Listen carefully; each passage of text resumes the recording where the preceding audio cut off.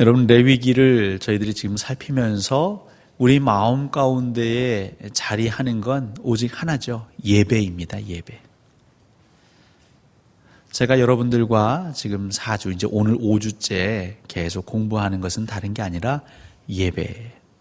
근데 그 산 예배는 순종이 반드시 동반되어야 한다. 순종이 제사보다 낫다라는 것이죠. 여러분, 공부를 100시간, 1000시간 해도요, 시험장에 안 가서 시험 문제를 풀지 않으면 그 공부한 게 열매 맺지 못하겠죠. 우리 성도들이 주회전에서 말씀을 듣고 다짐하고 묵상하고 나눔하고 다 좋습니다. 이 공부한 것을, 이 예배한 것을 풀어내는 시험장은 어디입니까? 여러분들이 지금 살고 계신 곳입니다. 그곳에서 순종하는 것, 그때 진정한 예배의 영광을 하나님이 받으시는 것이죠. 자, 우리가 오늘 5페이지부터 살피려고 하는데요. 지난주에는 대제사장의 그 정결의식 기억나시죠? 씻기고 옷 입히고 관을 쓰고 관유를 붓고. 자, 그렇게 잘 나가다가 이 레위기에 어떤 장면이 나옵니까? 10장에 보면 그 제사장들이 범죄합니다. 특별히 누굴까요? 그 아론의 두 아들이 여호와께서 명하지 아니하시는 다른 불을 사용하지요. 여러분, 명하지 아니하신, 하나님께서 명령하지 아니하신 다른 불을 담아서 여호와 앞에 분향하는 것. 근데 현상적으로는 눈에 보이는 것은 똑같은 불일 것입니다. 차이가, 그것을 우리가 구분하기는 쉽지 않을 것입니다. 근데 분명한 건 누구는 아실까요? 하나님은 아십니다. 여기서 포인트는 하나님이 명령하신 대로 하는 것입니다. 이어서 그 백성, 제가 3번 백성에서 11장부터 16장 이렇게 제목을 좀 달아봤는데, 하나님의 백성은 구별되고 깨끗해야 합니다.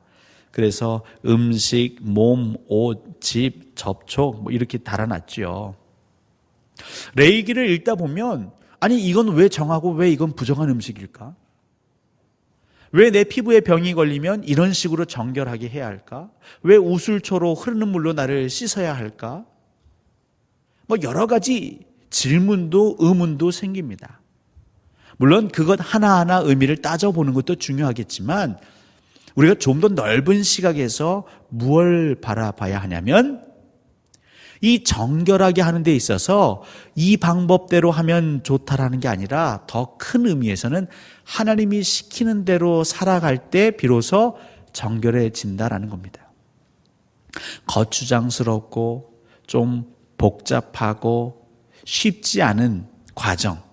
하지만 하나님이 명령하신 그 단계대로 순종할 때에 하나님은 그것을 정결하다라고 말씀하시는 것이죠. 레위기의 방식대로 오늘날 우리가 그대로 재현한다고 해서 하나님께서 우리를 정결하다라고 말씀하지 않으실 겁니다. 예수님 당시에 그 서기관들과 제사장들은 이 구약 성경에 있는 정결법을 고스란히 가져왔습니다. 그리고 그대로 행함으로 우리는 정결하다라고 말하고, 그걸 행하지 않는 자를 정결하지 않다라고 말한 것이죠. 왜 당신의 제자들은 음식 먹기 전에 손을 씻지 않습니까? 부정합니다. 이 레위기의 복잡한 것을 우리는 그냥 따라가는 것. 근데 때로는 하나님께서 방법을 바꾸실 수도 있죠. 아주 간단하게요. 흔히 이제 군에 가면 고참이 제일 미울 때가 있습니다. 그거는 말도 안 되는 걸 시킬 때입니다. 흔히 이제 똥개 훈련 시킨다고 그러죠. 그 수감자들한테 내리는 형벌 중에 제일 고통스러운 형벌 중에 하나는 뭐냐면 허무하게 만드는 것입니다. 벽돌을 이쪽에 쌓으라고 했다가 다 쌓으면 그것을 허물어서 반대편을 쌓으라고 했다가, 이걸 왜 해야 되는지. 근데 가끔 하나님이 우리를 그렇게 사용하실 때가 있죠. 이게 무슨 의미가 있습니까? 이거보다 더 좋은 방법이 있을 것 같은데 왜 이걸 고집하십니까?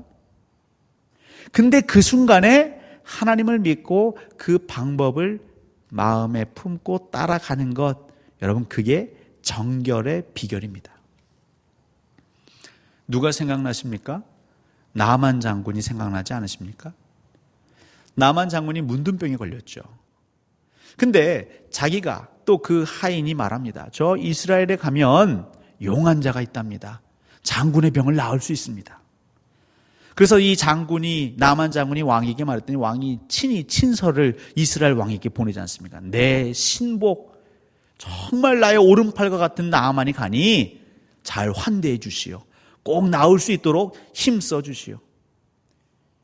왕은 안절부절합니다. 이게 11호구나. 적군이 우리를 침략하기 위한 빌미 삼으려고 이 핑계로 서신을 보내는구나. 그때 엘리사가 알고 걱정하지 마시고 저한테 보내십시오. 그래서 나만 장군이 엘리사를 향해서 가지요. 근데 어떤 일이 벌어집니까? 엘리사가 와서 영접할 줄 알았는데 엘리사는커녕 그 사환이 와서 말 전합니다. 저기 가면 흙탕물이 하나 있습니다. 저 흙탕물 가서 몸을 7번 담그십시오. 그러면 나을 겁니다. 그러니까 말이 요단강이 지금 꾸정물입니다. 흙탕물입니다. 그때 나만 장군이 어떤 반응을 보였습니까? 아주 그냥 분에 가득 차가지고 무례하도다. 우리나라에 이거보다 더 아름답고 더 물 좋은 곳이 많은데 내가 이렇게 여기까지 고생해서 왔는데 고작 저곳에 들어가서 7번 몸을 담그라고? 그런 엉터리 같은 말이 나를 모욕하는구나. 두고 보자라고 할 때에 그 하인 중에 하나가, 아니 이보다 더한 걸 하라고 해도 장군은 하실 거 아닙니까? 이 얼마나 쉽습니까? 믿져야 본전이니까 한번 해보시지요. 인간은 착각합니다. 어렵게 해야만 성과, 귀한 것을 얻을 수 있다라 생각합니다. 물론 구약에서 제사 지내는 것 쉽지 않습니다. 하나님이 명령하신 대로 제사 지내기 위해서는요, 성소가 필요하고요, 지성소와 성소가 필요합니다. 번제단이 필요합니다. 제물이 필요합니다. 이것들을 감당할 제사장이 필요합니다. 근데 그 제사장은 어떻게 해야 돼요? 구별시켜야죠. 그 옷을 만드는 건 하루 이틀에 만들 수 있는 게 아니거든요. 한 땀 한 땀 정성껏 술을 놓아야 합니다. 그러니까 예수 그리스도가 아닌 구약의 정결법을 따르려고 하면요, 엄청 어렵습니다. 그래도 하나님이 명령하시면 그 어려운 것 묵묵히 따라가는 것, 여러분 그게 정결의 비결이고요. 그래? 좋았어. 그럼 정말 나를 믿는다면 이번엔 이렇게 하거라. 근데 하나님께서 다시 우리에게 주신 정결 예식은요, 어떤 예식입니까? 오직 예수 그리스도의 이름을 믿음으로 그 십자가에서 흘리신 보혈로 우리가 깨끗해진다라는 하나님의 약속입니다. 여러분 이걸 믿으십니까? 예수의 보혈로 내 죄가 다 정결해진다라는 걸 믿으십니까? 별로 고생하지 않지 않습니까? 나만 장군 입장에서 그냥 그 물에 7번 몸을 담갔다가 빼는 것? 이거 그렇게 쉬웠어? 하나님이 명령하시는 대로 따라가는 것. 하나님이 생각하시고 우리에게 알려주시고 우리에게 명령하신, 지정하신 그 방법을 따라가는 것. 여러분 그것이 정결이요 성결이요 하나님이 바라시는 예배입니다. 우리 생각에 야 이거는 어렵다, 못할 것 같아, 이건 너무 쉽다, 이건 아닌 것 같아. 그래서 아직도 예수를 알지 못하는 사람들은 믿지 않습니다. 아니 예수님만 믿으면, 예수 그리스도가 하나님의 아들이시고 그 아들 되신 예수 그리스도가 이 땅에 우리 죄를 사하시기 위해 십자가에 달려 돌아가신 것, 그리고 부활하신 걸 믿기만 하면 우리가 천국에 간다고? 그런 엉터리 같은 게 어딨냐, 그런 쉬운 게 어딨냐. 그들은 믿지 않습니다. 그래서 그들은 깨끗해지지 못합니다. 마치 요단강 물에 7번 몸을 담그라고? 그럴 바에야 저기 충청도 온천에, 탄산수 온천에다가 물을 담그자 하고 자기들의 방법으로 살아가는 것이죠. 사랑하는 성도 여러분, 예배는 하나님이 이끄시는 대로 순종하는 것입니다. 때로는 하나님께서 과거의 방법의 유효기간을 정하시고 오늘 혹은 내일은 또 다른 예배를 요구하실 수 있습니다. 예수님께서 오신 이후에 안식일은 바뀐 것이죠. 예수님이 오신 이후에 그 하나님 나라의 법은 새롭게 변화되는 것이죠. 그런데 구시대의 법을 따르는 사람들이 있었습니다. 자기 방식, 내가 익숙해졌던 방식. 근데 그것으로는 정결해지지 못했습니다. 오히려 더 죄 가운데에 거하게 된 것이죠. 사랑하는 성도 여러분, 진짜 참 예배는 뭐냐면 항상 하나님과 연결되어 있어야 합니다. 그래서 하나님께서 우리에게 명령하시는 대로 바로바로 즉각적으로 순종하는 것. 예배의 폼, 우리 거기에 매이지 않죠. 예배의 형식도 중요하지만 하지만 거기에 매이지 않습니다. 정말 하나님이 어떤 예배를 바라시는가. 우리의 삶에서도 마찬가지입니다. 성도의 삶에 있어서도 마찬가지입니다. 여러분 한 분 한 분의 삶에 있어서도 마찬가지입니다. 내가 지금까지 하나님과 동행했던 방식, 거기에 갇히지 마십시오. 때로는 그냥 탄성에, 관성에 밀려서 갈 때가 있습니다. 떠밀려서 갈 때가 있습니다. 중요한 건 떠밀려서 가면요, 흥도 없고요, 감동도 없습니다. 결국 제사장들이 범한 것, 명령하지 아니한 불을 드린 것이죠. 그러니까 우리 성도들이, 저와 여러분들이 항상 하나님이 지금 내게 뭘 명령하시는지를 깨어서 들어야겠죠. 듣는 방법은 두 가지밖에 없습니다. 기도하십시오. 여러분의 기도의 시간을 만드셔야 합니다. 그런 의미에서 교회 나오시라고 하는 거예요. 교회 나오면 그럼 내가 의지적으로 또 기도하고자 하는 마음의 준비가 조금 되죠. 제가 여러 번 시도했다가 실패하는 게 있습니다. 그건 뭐냐면 좀 집에 가서 고상하게 좀 거룩한 독서를 해보고 싶었습니다. 근데 이상하게 집에만 가면 양복을 벗는 순간부터 해이해져 가지고요, 거룩한 독서는커녕 애들하고 대충 놀다가 그동안 못 봤던 뉴스 보고 그런 동영상 보다가 아니면 농담하다가 그냥 잠들어 버립니다. 여러분의 몸과 마음을 긴장케 할 수 있는 거룩한 긴장감이 돌 수 있는 장소가 필요합니다. 교회에 올 수 없다면 시간을 떼서 그 장소를 구별하십시오. 직장 일이 바쁘다면 여러분 좀 결단하셔야 합니다. 여러분의 사업장, 여러분의 사무실, 남들이 없는 그 시간에 5분, 10분 먼저 가서 거기서라도 기도하십시오. 그렇지 않고서는 하나님이 지금 오늘 나에게 뭐라 명령하시는지 내가 반응할 수 없지요. 반응할 수 없으니까 그냥 내가 그동안 해왔던 방식대로 살아갈 수밖에 없겠죠. 물론 무시로 기도합니다. 늘 마음 가운데는 기도합니다. 하지만 정말 기도한다면 더 구별하셔서 여러분의 기도의 시간을 하나님께 드리십시오. 그래서 직장인들은 어떤 운동합니까? 사무실에 10분, 20분 먼저 가서 큐티하는 사람들이 있습니다. 말씀 묵상하는 사람들이 있습니다. 자영업 하십니까? 문을, 셔터를 올리고 들어가시자마자 눈에 보이는 게 많지요. 식재료도 준비해야 되고, 오늘 이렇게 가판도 정리해야 되고, 하지만 그거 전에 5분, 10분 기도하십시오. 우리는 그렇게 사력을 다해서 기도하지 않으면 하나님 명령하신 게 무엇인지 엉뚱한 걸 드릴 수 있습니다. 또 하나 무엇입니까? 방법이 없습니다. 말씀을 읽으십시오. 말씀은 읽는다 말하지만 사실은 먹어야 되는 거죠. 이것이 여러분에게 하나님 주시는 영적인 만나라 생각하시면, 이것을 먹어야 내 영이 산다 생각하시면 여러분 이 말씀을 먹어야 합니다. 그럼 말씀을 먹는다라는 건 뭘까요? 그냥 눈으로 아니면 소리 내서 내 두뇌가 어떤 내 지각이 정보를 흡수하는 것, 이런 말씀은 이런 뜻이지 해석하는 것, 여러분 그 말씀을 먹는 게 아닙니다. 말씀을 먹는다라는 것은 이 말씀, 이 단어, 이 구절을 내가 오늘 어떻게 표현해낼 것이냐, 전할 것이냐, 살아낼 것이냐, 이것을 느낄 것이냐. 안 돼도 말씀대로 살려고 했는데 안 됩니다.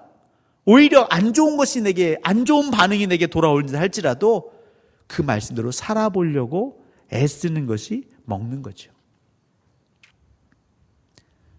그렇게 우리 하나님께서 오늘 저와 여러분에게 명령하신 그 불을 담아 올려야 하는 것입니다. 그냥 내가 예전에 드렸던 것, 대충 풍월로 들었던 걸로 올리는 게 아닙니다. 하나님이 명령하시고 말씀하시는 것, 그것을 하나님께 드리십시오. 하나님이 바라시는 방식, 내 방식이 아니라 철저히 삼위일체 하나님의 방식에 순종하는 것, 그것을 하나님이 받으십니다. 그리고 그것이 성결입니다. 특별히 예수 그리스도의 보혈, 사랑하는 성도 여러분, 그 보혈을 많이 묵상하십시오. 십자가를 묵상하십시오. 언제서부턴가 한국교회의 십자가 묵상이 사라져가고 있죠. 여러분 하루에 십자가를 얼마나 묵상하십니까? 가끔 내가 말도 안 되는 핍박을 받을 때는 그땐 잠깐 생각나죠. 예수님도 이런 마음이셨을까? 예수님도 이런 심정이셨을까? 예수님도 이런 아픔이셨을까? 하루에 한 번 이상 십자가를 그려보시고 거기서 쏟으신 물과 피, 더 나아가 부활하신 영광의 주를 여러분 떠올려 보십시오. 바로 그때 하나님이 우리 마음에 빛을 비추시고 세미한 음성으로 말씀하실 것입니다. 나머지 내용들은 쭉 읽어보시면 되겠고요. 이제 6페이지부터는 절기에 대한 내용입니다. 절기에 대한 내용들은 예전에도 한번 저희가 얼핏 살핀 적이 있는데요. 우리 6페이지부터 한번 보시겠습니다. 6월절 다 아십니다. 이스라엘의 죽음과 속박으로부터 구속됨을 기념하는 절기가 6월절이죠. 근데 여기에 제가 여러분들과 좀 나누고 싶은 건 어떤 신학적으로 아니면 이 절기적으로 역사적으로 그 배경을 다루고자 함이 아니라 예언적 의미, 더 나아가서 그리스도와 연결해서 어떤 의미가 있을까, 이것을 나누고 싶은 것이죠. 왜냐하면 우리는 과거 이스라엘의 히브리 민족이 지켰던 그 6월절을 지킬 필요가 없는 겁니다. 어떤 분들은 그냥 그때 당시를 체험해 보고자 초막, 나름의 초막을 지어서 생활해 보는 분도 있습니다. 초막절에. 그리고 그 초막을 그대로 구현하기 어려우니까 실내에서 텐트를 쳐보고 지내는 분들도 있습니다. 그걸 나무랄 수는 없는데요. 꼭 그 초막절에는 그렇게 우리가 그 유사한 행동을 해야 한다? 그건 율법주의요, 문자주의에 갇히는 것이죠. 예수 그리스도가 오신 이후에 하나님이 우리에게 주시는 새로운 의미를 항상 마음에 새기는 게 더 중요할 것입니다. 여러분, 6월절의 예언적 의미 3가지를 담아봤습니다. 그리스도는 우리의 6월절이다. 6월절이 패스오버, 넘어가는 것이죠. 그 마지막 장자의 죽음 재앙이 넘어가는 것입니다. 결국 우리는 그리스도를 통해서만 넘어갈 수 있다는 것이죠. 예수 그리스도. 우리의 어려움이 있습니다.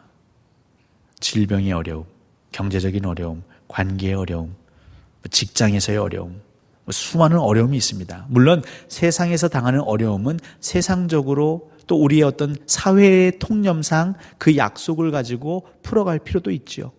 하지만 그리스도인은 먼저 그리스도와 함께, 예수 그리스도와 함께 이 어려움을 잘 상의하시면 좋겠습니다. 변호사를 찾아가고 세무사를 찾아가고 의사를 찾아갑니다. 필요합니다. 하지만 먼저 예수 그리스도 손을 잡고 변호사를 찾아가는 거죠. 예수 그리스도 손을 잡고 의사를 찾아가는 것입니다. 그것이 우리에게 큰 유익이 있습니다. 6월절은 성만찬의 기초다. 하나님께서 우리에게 베풀어 주신 거룩한 상, 성만찬. 특별히 6월절 식사는요, 굉장히 긴박함 가운데 이루어지는 식사죠. 떠날 채비를 다 하고 그 양을 잡아서 그 양고기와 무교병을 먹는 식사 아니겠습니까? 사실 이 땅에서의 우리의 삶은 굉장히 치열하고 분주합니다. 여유라고는 찾아볼 수가 없죠. 마치 전장터에서 군사들이 잠깐 동안 허기를 채우기 위해서 전투 식량을 먹는 심정으로 경계태세를 유지한 채로 그 말씀을 사모함. 기도원의 300용사, 근데 그 용사들을 걸러낼 때에 한 장면이 나오죠. 너무나 목이 탑니다. 그래서 어떻게 하죠? 물을 마시겠어요. 근데 어떤 이들은 경계태세를 취한 상태에서 물을 떠서 입으로 댄 자가 있고요. 어떤 이들은, 대부분의 사람들인데 너무나 목이 마르니까 그냥 모든 무기 다 때려놓고 어떻게 합니까? 그냥 얼굴을 쳐박고 물을 먹죠. 근데 그런 사람들은 탈락입니다. 그러니까 이 시대에 하나님께서 바라시는 건요, 이 땅에서의 살아가는 현대인들이, 그리스도인들이 마치 어떤 성직자나 교육자나 목회자들처럼 하루에 막 1시간, 2시간, 몇 시간씩 일하는 분들이 그렇게 기도하고 말씀 보고 어떤 교회에서 거룩한 봉사하기를 바라시는 게 아닙니다. 여러분이 있는 그 삶의 자리에서 치열하게 살지만 그 잠깐 규칙적으로, 정기적으로 예수 그리스도를 기억할 수 있기를 바라시는 것이죠. 근데 그것이 훈련이 되고 습관이 된 사람이 용사가 되는 것이고, 하나님은 그 기도원의 300용사를 통해서 어마어마한 적군들을 무찔러 가시는 것이죠. 근데 대부분의 사람들은 어떻게 합니까? 폭식하죠. 평소에는 그냥 영적으로 깨어있지 않습니다. 그냥 가는 대로, 흘러가는 대로, 바쁘면 바쁜 대로 말씀 안 보고 기도 안 하고, 그러다가 언제요? 주일 혹은 특별 성회 때 그때 실컷 은혜 받습니다. 아니면 기도원에 올라가서 건강할 수가 없죠. 우리 육신의 건강도요, 건강하기 위해서는 적당한 양의 음식을 규칙적으로 먹어줘야 하는 것. 우리 영도 마찬가지입니다. 우리의 영이 건강하기 원한다면 우리의 치열한 삶 가운데서 내가 낼 수 있는 바로 그 시간을 내서 하나님과 교제하십시오. 그 유월절이 있을 때 우리의 영은 고난을 넘어갈 수 있는 것이죠. 유월절은 어린 양의 혼인잔치를 암시한다, 이런 내용이 있고요. 무교절 마찬가지입니다. 예언적인 의미는 그리스도의 원형이다. 무교병은 진실한 교회의 원형이다. 여러분, 이 교회의 원형이라고 할 때 결국 교회는 성만찬 공동체입니다. 이 성례전이 매우 중요합니다. 그래서 세례식과 성만찬은 매우 중요하기에 우리 개혁교회는 이 두 가지를 기념하고 거행합니다. 특별히 성만찬, 주님의 살과 피를 나누는 이 성만찬, 그것을 하는 공동체가 교회죠. 주님의 살과 주님의 피를 우리가 먹고 마심으로 우리가 무엇? 하나님과, 특별히 예수 그리스도와 하나가 되고 그 살을 함께 떼는 지체들과 한 몸이라는 것을 늘 기억하는 것이 성만찬입니다. 그 무교병, 누룩이 없는, 거짓이 없는, 부풀리지 않는, 있는 그대로, 어떻게 보면 밍숭밍숭한 맛. 그래서 교회는 이전에도 말씀드렸지만 공연장도 아닙니다. 교회는 어떤 쇼를 보여주는 장도 아닙니다. 우리의 어떤 말초 감각을 자극하는 건 교회가 아니죠. 보통 이렇게 화학 조미료라고 하죠. MSG. 이런 것들을 마구 뿌려서 사람들은 그게 마치 교회인 양, 그것이 하나님이 주는 은혜인 양 착각하게 합니다. 그리고 실제로 그런 모임에 많은 사람들이 환호하고 따라갑니다. 그래서 교회라는 곳에 모여서 신자의 이름으로 살지만 그들의 삶을 한꺼풀 두꺼풀 벗겨보면 거기에는 경건의 능력은 찾아볼래야 찾아볼 수가 없습니다. 누룩이 없는 무교병을 먹어야 되는 것이죠. 그냥 담백함으로 있는 모습 그대로 죄인이면 죄를 고백하면서 함께 어우러져서 예수 그리스도를 기억하는 그 공동체. 그러니까 우리는 매 주일이 우리의 무교절이 되어야 하는 것이죠. 초실절, 이것은 어떤 의미가 있을까요? 그리스도의 육체적 부활의 원형이다. 이 첫 열매라는 게 물론 우리가 수고한 첫 열매이기도 하지만 정말 하나님 나라의 거룩한 첫 열매, 하나님 나라가 완성되어지고 더 소망을 우리에게 풍성히 나누어 주시기 위한 그 첫 실과 첫 열매는 인간으로 오셔서 십자가에 달리셔 죽으셨다가 3일 만에 부활하신 예수 그리스도가 우리의 첫 열매가 되는 것이죠. 그리고 예수 그리스도의 부활이 결국 우리 역시도 예수 그리스도의 그 길을 따라갈 때에 육체적인 부활할 수 있다는 증거가 된다는 것입니다. 부활신앙 이전에 저희들이 살폈기 때문에 오늘 더 하지는 않겠습니다. 또 그 첫 열매는 교회의 성별의 원형이다. 말씀 읽어보시면 좋겠고요. 오순절, 오순절도 너무 많이 들으셨기 때문에 특별히 이 오순절에는 굉장히 중요한 교회사적 의미가 있죠. 이 오순절에 비로소 교회가 탄생했습니다. 그러니까 교회 탄생의 굉장히 직접적인 원인, 하나의 중요한 기둥은 무엇이냐면 보혜사 성령이십니다. 그렇기 때문에 성령으로 세워진 교회는 그 교회의 기능, 특별히 교회의 역동을 꾸준히 유지하고 그것들을 더 활성화하기 위해서는 반드시 보혜사 성령님을 구해야 합니다.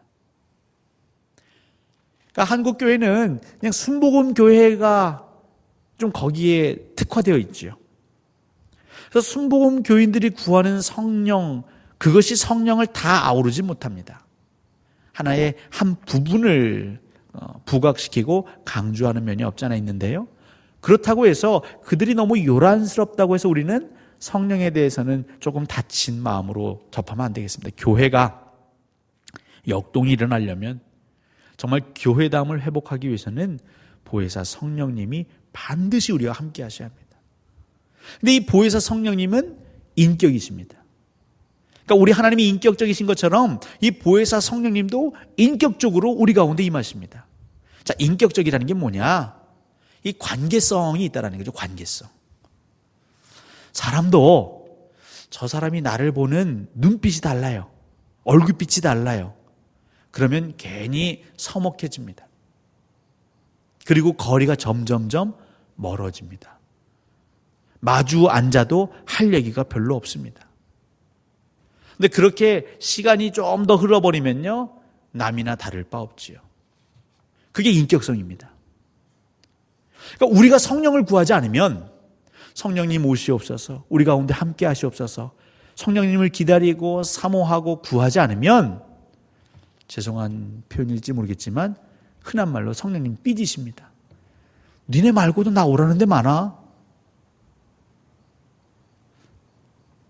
성부, 성자, 성령 하나님에 대한 우리 안에 간절함이 있을 때 교회는 아주 그냥 어마어마한 폭발력을 나타낼 수 있는 거죠.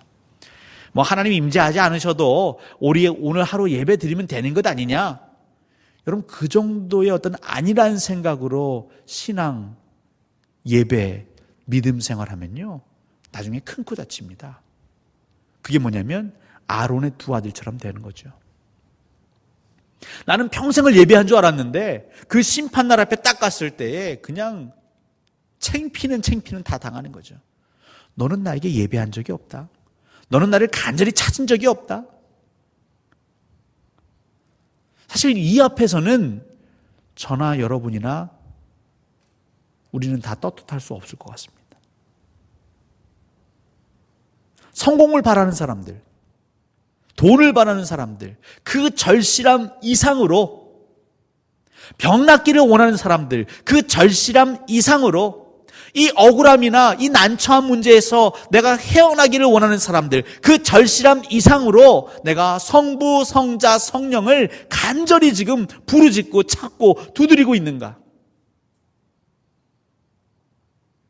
근데 그럴 때 비로소 교회는, 그럴 때 비로소 성령은 우리 가운데 찾아오신다는 거죠. 인격적인 성령이시기 때문에. 입술로는 성령님 오십시오 하지만 내 마음 가운데는 다른 것을 꿈꾸고 바라고 있다면 사람도 아는데 성령은 오죽하시겠습니까? 우리 중심을 감찰하시고 관통하시고 꿰뚫어 보시는 성령님께서 와도 쳐다도 안 볼 걸 아는데 그 자리에 오시겠습니까? 제일 민망한 건요, 잔치집에 누구를 초대해놓고 그 사람 아니고 다른 사람 보면요, 그 사람은 굉장히 민망합니다.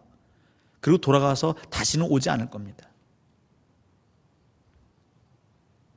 여러분, 교회 오실 때는요, 철저히 지금 내가 삶의 자리에서 시달렸던 문제들, 아니면 나를 힘들게 하는 복잡한 문제들, 아니면 어떤 감정의 쓴뿌리들은요, 내가 할 수 있는 한, 물론 예수 그리스도의 이름으로 또 말씀을 의지하여서 억제하겠지만 그건 좀 떼어놓고 오셔야 돼요.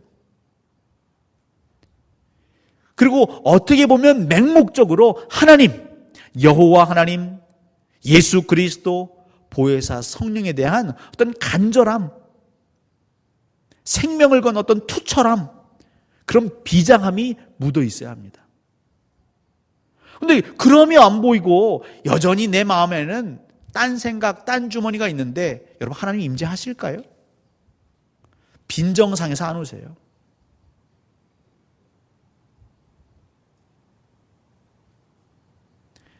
여러분, 교회 입구를 들어오실 때 잠깐 멈추셔서 한번 내 마음을 살피는 거죠. 지금 내 마음 안에, 내 생각, 내 머리 안에 무엇이 있는가? 의지적으로 툴툴 털고 들어오는 겁니다. 하나님, 요거 내려놓습니다. 이 시간만큼은 삼위일체 하나님만 제가 꽉 붙들고 가는 시간 되게 하시고, 우리가 여기서 소리를 막 고래고래 지르면 또 실족하는 자가 있을지 모르니까 우리 속사람만큼은 하나님을 향해서 그냥 함성을 10초간, 20초간 나를 만나 주실 때까지 내가 고래고래 소리 지르겠습니다. 악을 쓰겠습니다. 여러분, 죽기 살기의 심정으로 예배드려야 하는 거죠. 오순절, 교회의 탄생, 그 교회가 역동적으로 계속해서 우리가 자라기 위해서는, 하나님에게 쓰임받기 위해서는 보혜사 성령님을 찾으셔야 합니다. 구하셔야 합니다. 나팔절, 이것은 특별히 우리 예수 그리스도의 재림과 관련이 있다라고 말하고요. 속죄일, 예수 그리스도께서 못 박히심으로 궁극적으로 속죄일을 성취하셨다. 그러니까 우리는 사실 매 주일이 유월절이요, 무교절이요, 오순절이요, 속죄일인 것이죠. 그러니까 그렇게 살려고 그렇게 몸부림치는 공동체는요, 하나님이 외면하실래야 외면하실 수가 없다. 왜냐하면 안타깝지만 그런 교회가 별로 없어요. 그런 공동체가 별로 없어요. 1년 목회 일정이 바쁘기 때문에 이 행사 저 행사 하느라고 성부, 성자, 성령에 대한 간절함을 부르짖는 교회가 별로 없어요. 항상 그거는 2순위, 3순위입니다. 내가 해야 되는 사역, 빵꾸가 났는가 안 났는가, 탈이 났는가 안 났는가, 성공적으로 행사가 치러졌는가 안 치러졌는가, 그게 더 중요한 것이고, 그걸로 인해서 내 마음이 뿌듯한가 아닌가, 이게 더 중요한 것이지, 성부, 성자, 성령 하나님에 대한 어떤 그런 간절함, 이건 찾아보기 힘든 것이죠. 근데 이런 교회가 있으면요, 하나님 눈에 확 띄겠죠. 여러분들 일해 보시면 아시잖아요. 주인이 보든 보지 않든 주인이 명한 내용을 마음에 새기면서 늘 그 말씀대로, 그 명령대로, 그 규율대로 땀 흘리는 종 눈에 띄지 않으십니까? 사람도 눈에 띕니다. 직장 상사도 그런 사람은요, 미워도 사용하는 거죠. 우리 선하신 하나님은요. 그러니까 우리는 이런 데서 도전받아야 되는 거예요. 하나님 눈에 띄기 위해서. 우리가 어떻게 하면 하나님 눈에 확 띌 수 있을까요? 어떻게 하면 저와 여러분 한 사람 한 사람이 하나님 눈에 확 들어올 수 있을까요? 이게 공동체가 힘써야 할 것입니다. 이게 우리가 모여서 교제할 때마다 서로 일깨워줘야 하는 부분입니다. 이 안에 말씀을, 이 안에 사랑을, 이 안에 빛을 담아도 이 어두운 세상에 반짝반짝 할까 말까 한데, 실망을 담고 원망을 담고 불평을 담고 원한을 담고 정말 악한 것을 담고 어리석은 것을 담고, 그러면서 하나님이 나를 사용해 주시길 바란다? 하나님이 내 안에 임재해 주시길 바란다? 말이 안 되는 거죠. 그리고 말합니다. 왜 하나님 우리한테 안 오세요? 왜 하나님 나를 써주지 않으세요? 왜 역사하지 않으세요?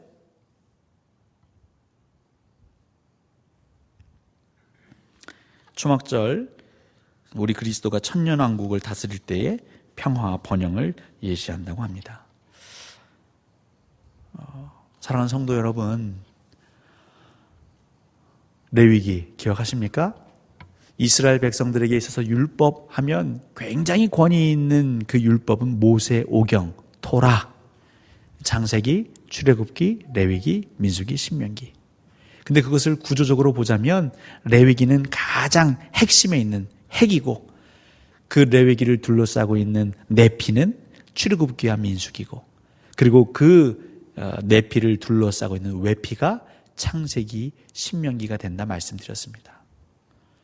재미없어 보이는 책, 레위기. 하지만 우리에게 있어서 가장 중요한 예배, 하나님의 자녀로서 거룩해질 수 있는 비결을 담은 것이 레위기입니다. 요약하면 그냥 아주 쉽습니다. 하나님이 하라는 대로, 지금 이 순간 하나님이 우리에게 명령하시는 대로 따라가면요, 우리는 거룩해질 수 있습니다. 제발 내가 했던 방법이 아니라 하나님이 걸어가시는 길, 지금 성령께서 나를 인도하시는 길, 그 길을 볼 수만 있다면 먼저 봐야겠죠. 대부분의 사람들은 보지도 못해요. 듣지도 못해요. 근데 구하면 하나님 보여주십니다. 그 다음에 또 우리가 용기 내요. 이게 과연 가능할까? 우리가 발을 내디디면 이 요단 강물이 정말 갈라질까? 이 법궤를 맸던 그 레위인들이 그 요단 강물에 하지만 발을 내딛었을 때에, 의심 많은 나아만 장수가 그 요단강에 7번 몸을 씻었을 때에 여러분 역사가 일어나는 것이죠. 그러니까 우리 교회는요, 무한한 가능성이 있습니다. 지금보다 더 하나님께 열광하면, 하나님만 찾으면, 삼위일체 하나님께 메인바 되면 분명히 하나님은 우리가 갈 바를 보이십니다. 그때 우리 공동체는 결단해야겠죠. 지금 보이시는 저 길대로 우리가 내디딜 것인가 말 것인가. 근데 내디디면 그때 역사가 일어납니다. 그리고 그 역사를 우리가 맛봐야 우리 성도는 그제서야 비로소 희열이 생기는 거죠. 이거로구나. 자부심이 생깁니다. 담대함이 생깁니다. 어떠한 위험이, 어떠한 여리고성이 와도 우리는 또 돌 수 있습니다. 이 영적인 승리를 맛봐야 하는 것이죠. 사랑하는 성도 여러분, 예배를 회복하시죠. 예배는 순종입니다. 하나님께 순종하시는, 과거의 하나님, 과거에 내가 만났던 경험이 아니라 지금 오늘 여기서 내게 말씀하시는 하나님, 낯설고 어색할지 모르겠지만 지금 나를 향하여 손 내미시는 그 보혜사 성령님의 손을 지금 잡으십시오. 아직 늦지 않았습니다. 왜냐하면 예수 그리스도가 아직 재림하지 않으셨기 때문입니다. 하나님은 지금 찾고 계십니다. 누구를 사용할고, 어느 교회를 사용할고, 우리 광주동산교회가, 또 우리 성도님들이 무엇에 힘써야 할지, 또 오는 주일까지 여러분의 삶의 자리에서 말씀 보시고 기도하시고 하나님께 제사 드리시며 꼭 그 하나님의 음성 들으시기를 우리 주 예수 그리스도 이름으로 간절히 축원합니다.